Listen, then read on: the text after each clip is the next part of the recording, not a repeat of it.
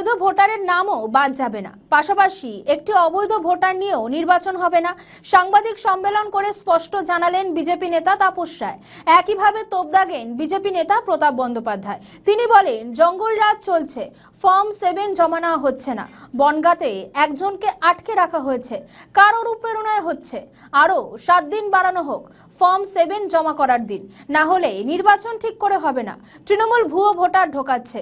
আর কি বললেন শুনুন। যে ডেপুটি আছেন তার সাথে আমরা দেখা করলাম। দেখুন, পশ্চিমবঙ্গে আমরা ভারতীয় জনতা পার্টিকে প্রথম থেকে বলে আসছি জঙ্গলরাজ চলছে, আর আজকেও আমরা দেখছি জঙ্গলরাজই চলছে। আমরা ফর্ম 7 জমা দিতে যাচ্ছি, আমাদের জমা নেওয়া হচ্ছে না। বিভিন্ন জায়গায়, কল্যাণী, আসানসোল, হুগলি, বিভিন্ন এলাকায় আমাদের একজন বনগাঁতে একজন এমএলএকে সেখানে আটকে রাখা হয়েছে। অর্থাৎ জমা নেওয়া হচ্ছে না, তার সাথে সাথে যখন জমা দিতে যাচ্ছে তখন কোনোভাবে তৃণমূলের যারা গুন্ডাবাহিনী তারা খবর পেয়ে যাচ্ছে। এটা একটা অদ্ভুত ব্যাপার। এবং তারা সেখানে এসে আমাদের কার্যকর্তাদের ঘেরাও করছে, তাদেরকে শারীরিক অত্যাচার করছে এবং ফর্ম 7 পুড়িয়ে দেওয়া হচ্ছে। এরকম একটা জঙ্গলরাজ আমরা প্রথম থেকে বলে আসছি। পশ্চিমবঙ্গ সরকার কার অনুপ্রেরণা এগুলো করছে? মুখ্যমন্ত্রীর অনুপ্রেরণা, অভিষেক ব্যানার্জির অনুপ্রেরণা। এবং যেখানে যেখানে এই দুই নেতা যেখানে যেখানে বক্তব্য রাখছেন, একটাই তার কারণ যে যাতে ফর্ম 7 জমা না পড়ে। আমরা যারা বারবার তারা বলেছি যে যাদের আর ভুয়া ভোটারকে আমরা বাদ দিতে চাইছি, যারা সঠিক ভোটার তাদের অবশ্যই সেখানে থাকবে, থাকা উচিত।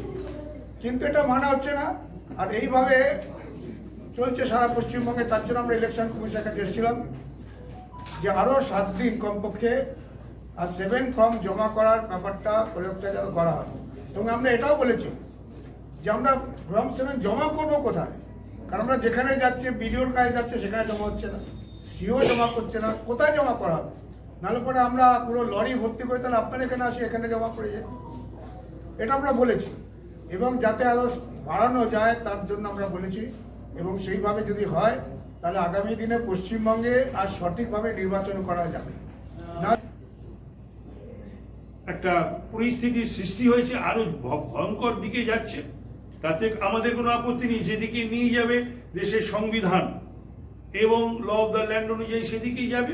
তার তো প্রতিকার আছে, সেই প্রতিকার অ্যাপ্লাইড হবে।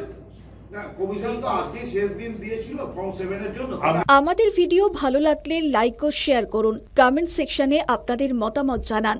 আরও ভিডিও পেতে আমাদের চ্যানেলটিকে সাবস্ক্রাইব করুন এবং প্রতি মুহূর্তে খবরের আপডেট পেতে প্রেস করুন বেল আইকন।